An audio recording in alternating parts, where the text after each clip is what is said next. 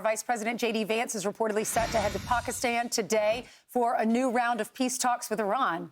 Right. I say Pakistan, you say Pakistan. Yeah. Lawrence dated a girl from there, and she said you have to say Pakistan. Right. Pakistan. But I kind of mixed it. I did Pakistan. Yep. A little bit later, we'll find out and maybe get that girl on the phone. We'll find out what's going on with you two. But President Trump is now accusing Iran of violating the ceasefire, which expires tomorrow. Chief Foreign Correspondent Trey Yingst joins us live from Israel with the latest. Hey, Trey.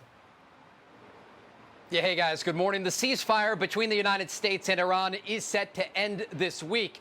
The U.S. Vice President J.D. Vance and the American delegation are expected to travel to Pakistan today, going to Islamabad. State media in Iran, though, says the Iranian delegation has not yet departed for the talks. Iran parliament speaker posted to X overnight saying Trump, by imposing a siege and violating the ceasefire, seeks to turn this negotiating table in his own imagination into a table of surrender or to justify renewed warmongering. We do not accept negotiations under the shadow of threats, and in the past 2 weeks, we have prepared to reveal new cards on the battlefield. The reality is that Iran has violated the ceasefire multiple times, specifically in the Strait of Hormuz, where only 16 vessels passed through on Monday. President Trump has indicated he's unlikely to extend the ceasefire, saying this overnight. Frankly, everyone is. They don't talk about it, but you can't let Iran have a nuclear weapon. You want to see a stock market get hit. You cannot let Iran have a nuclear weapon, and they'll use it here. They'll take out the Middle East. They'll knock out Israel in the Middle East.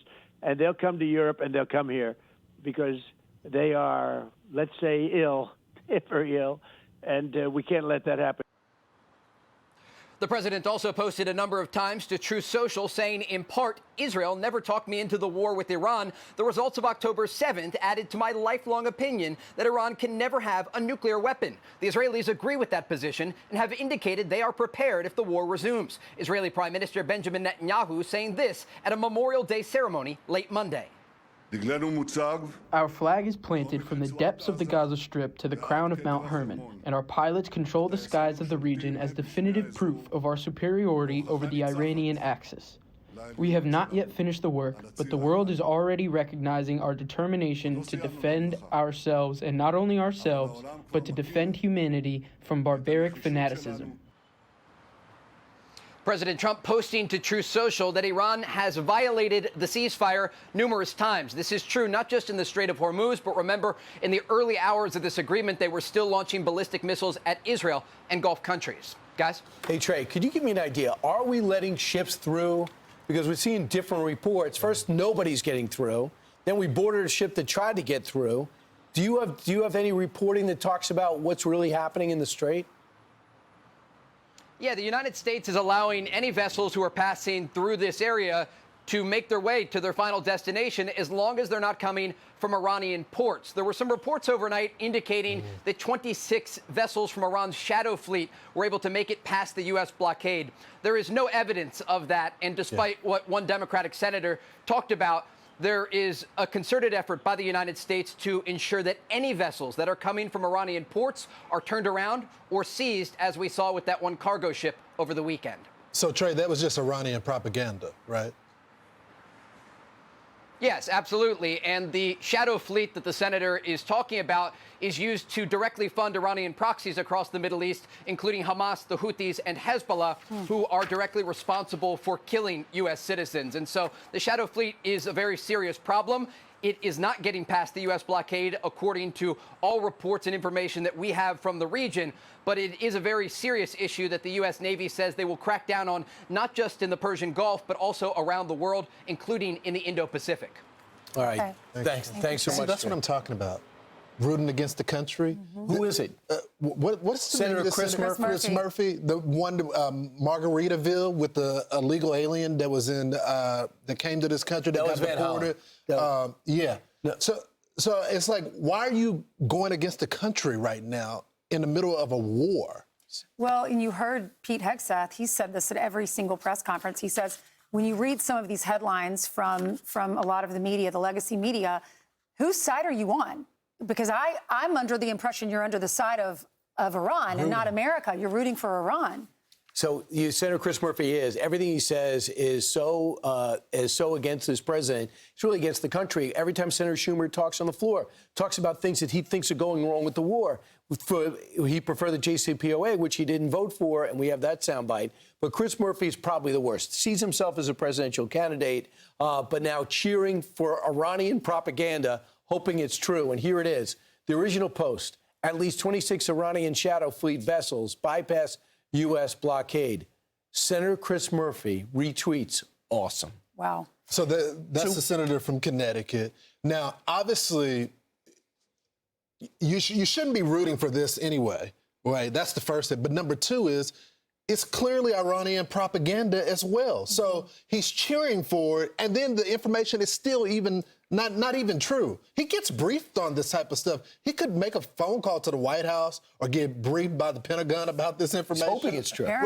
Apparently, China's president did make a call with the Saudi crown prince, and this is what he said to him. The Strait of Hormuz should remain open to normal passage, as this serves the common interest of regional countries and the international community. No joke.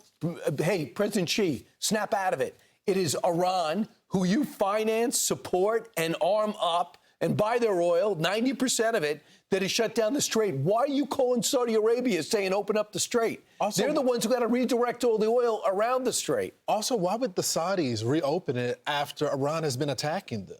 Right, but they can't. But they're not in control of it. Why would they even try to help with this negotiation when China has been silent on Iran attacking the Gulf states when they didn't even do offensive measures? The Gulf states should turn the screws on Iran and say, if you want to do business with us, stop on China. Stop doing business with Iran.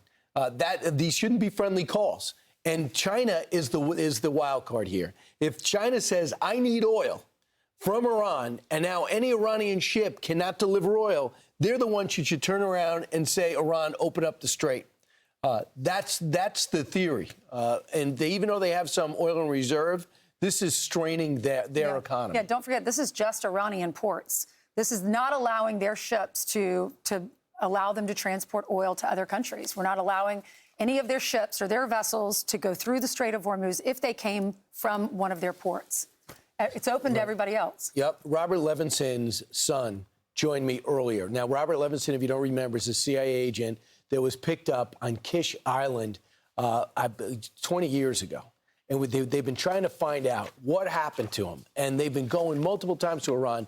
And these people are evil personified. They take hostages. They torture the hostages. They ask for ransom back. People like President Biden actually give them money for people. But Levinson, there's so much mystery wrapped around it. So I asked him how he feels about this. And he also said what makes it doubly hard is Iran's ambassador to Pakistan is the one who kidnapped his father. And he's got a diplomatic position, prestigious in that world in Pakistan.